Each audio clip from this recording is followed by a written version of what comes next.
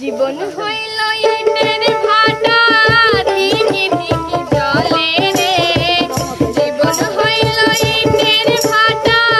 ধিকি ধিকি জলে রে সুখ যে আছে এই জীবন কোন পাগলে বলে সুখ যে আছে এই জীবনে কোন পাগলে বলে রে